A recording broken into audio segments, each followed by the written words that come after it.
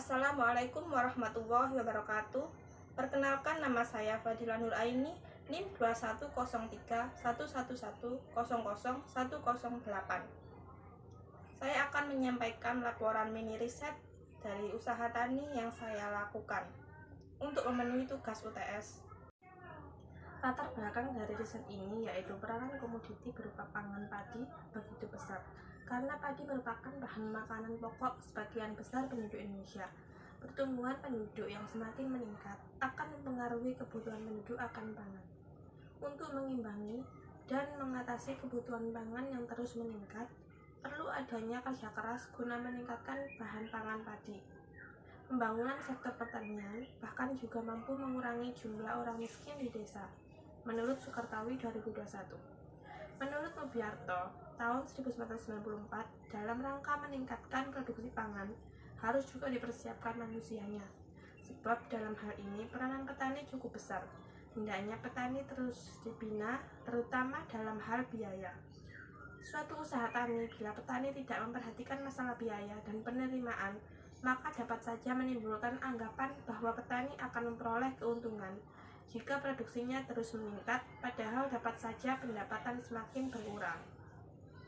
Dengan meningkatnya produksi, usaha tani merupakan kegiatan yang dilakukan oleh seorang petani, manajer, penggarap, atau penyewa tanah pada bidang yang dikuasai.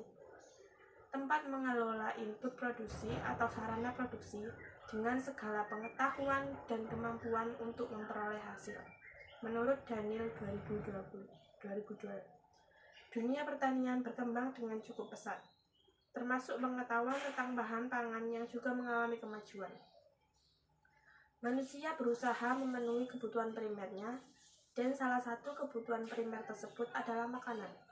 Maka dengan adanya riset usaha tani ini, diharapkan dapat menjadi sumber informasi untuk memperbaiki pembangunan dalam sektor pertanian ke depannya. Juga diharapkan mampu mengupayakan kemajuan pertanian yang berkelanjutan melalui usaha tani yang terkonsepsi secara jelas, mulai dari faktor produksi, tenaga kerja, modal, hingga manajemen. Semuanya terencana sehingga menghasilkan keuntungan yang sepadan dengan usaha yang sedang dilakukan. Tujuan dari riset ini adalah untuk mengetahui besar biaya, penerimaan, dan pendapatan usaha tani padi yang dilakukan perorangan dan menganalisis efisiensi usaha tani padi. Kedua, untuk mengetahui cara pengelolaan suatu usaha tani yang dilakukan oleh seorang petani. Tiga, untuk mengetahui pengaruh luas lahan, pemupukan, pestisida, dan tenaga kerja terhadap produksi padi sawah. Yang keempat, untuk mengetahui pengaruh biaya sarana produksi, biaya tenaga kerja, dan harga jual produksi terhadap pendapatan petani. Kita memasuki pembahasan. Yang pertama ada klasifikasi usaha tani. Usaha tani yang saya amati adalah usaha tani padi. Usaha tani ini dijalankan oleh perorangan. Berdasarkan corak dan sifatnya, usaha tani ini termasuk usaha tani subsisten yang berorientasi pada pemenuhan kebutuhan sendiri dan keluarga. Berdasarkan polanya, usaha tani ini termasuk usaha tani khusus yang hanya diusahakan satu cabang usaha tani saja. Berdasarkan tempat budidayanya, usaha tani ini termasuk usaha tani sawah. Berdasarkan budidaya komoditasnya, termasuk usaha tani tanaman semusim.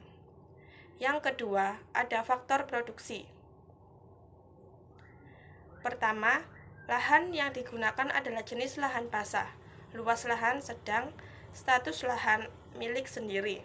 Yang kedua, tenaga kerja. Tenaga kerja berupa manusia dan mesin atau traktor. Sumber tenaga kerja manusia berasal dari dalam keluarga dan luar keluarga. Sedangkan tenaga kerja mesin berasal dari menyewa. Yang ketiga ada modal. Modal bersumber dari pemilik usaha tani atau milik sendiri, dan modal ini bisa berasal dari tabungan atau sisa dari hasil usaha tani sebelumnya. Yang keempat ada manajemen. Pertama, perencanaan. Perencanaan dalam usaha tani ini meliputi pemeliharaan tanaman padi, penetapan tenaga kerja, penetapan biaya usaha tani, penanganan hama dan penyakit tanaman, penanganan panen, penanganan pasca panen, dan pemasaran.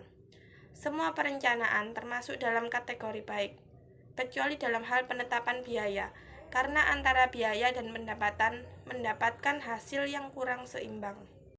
Selanjutnya, pengorganisasian. Pengorganisasian dalam usaha tani ini adalah penilaian terhadap penggunaan tenaga kerja. Penggunaan tenaga kerja berasal dari dalam keluarga, dari luar keluarga. Keduanya saling bekerja sama dengan baik. Petani sebagai kepala keluarga, istri dan anak memiliki kesempatan melakukan pemeliharaan dalam kegiatan usaha tani. Selanjutnya, pelaksanaan. Menerapkan rencana-rencana usaha dalam usaha taninya. Dalam hal ini, mulai dari pemeliharaan tanaman, panen dan pasca panen, serta pengelolaan modal, memperoleh pencapaian yang cukup baik. Selanjutnya, pengawasan. Petani dalam mengawasi kegiatan usaha tani ini saya rasa kurang, karena terjadi hambatan dalam perkembangan modal usaha tani. Dalam perputaran dana ada yang tidak sesuai dengan perencanaan. Untuk pengawasan dalam menjamin kualitas produk sepertinya sudah cukup baik. Analisis biaya dan pendapatan. Yang pertama ada biaya variabel. Biaya variabel terdiri dari pembelian pupuk dengan jumlah 125 kg. Harga per kilogramnya adalah 2.000 dengan nilai 250.000. Yang kedua ada pembelian insektisida dan obat-obatan pertanian dengan jumlah 0,1 kg dengan 2 kali semprot. Harganya sekitar 160.000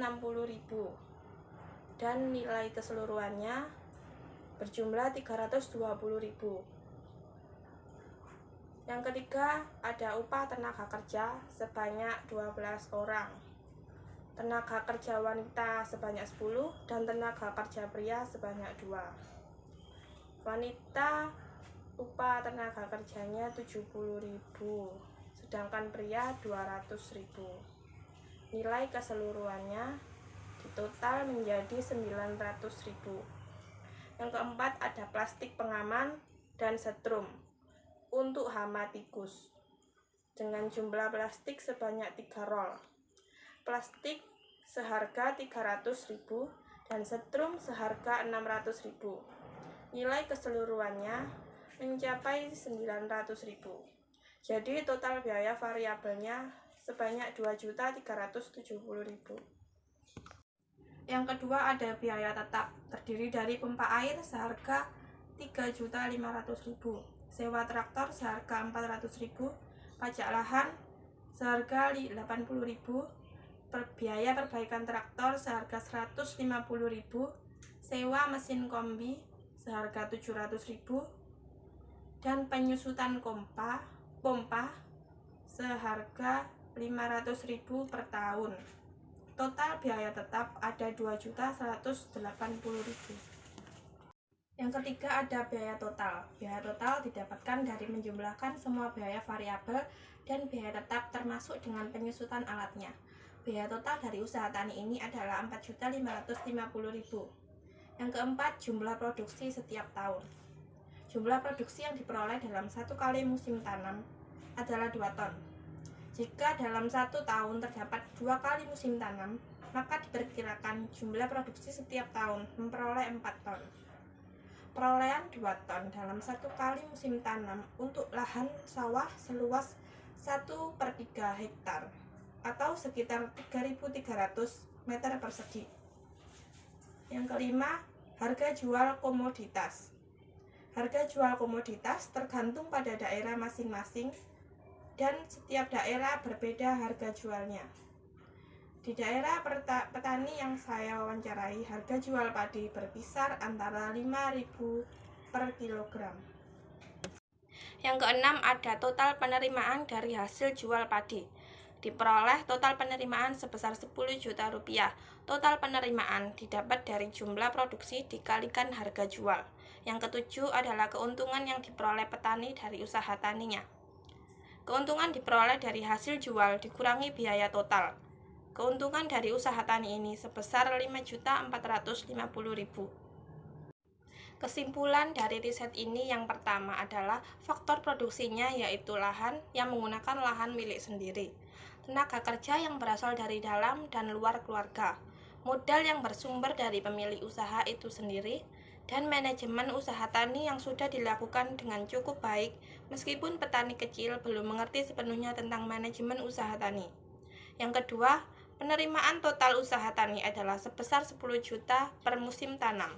Sedangkan pendapatan bersih atau keuntungan dari usaha tani adalah 5.450.000.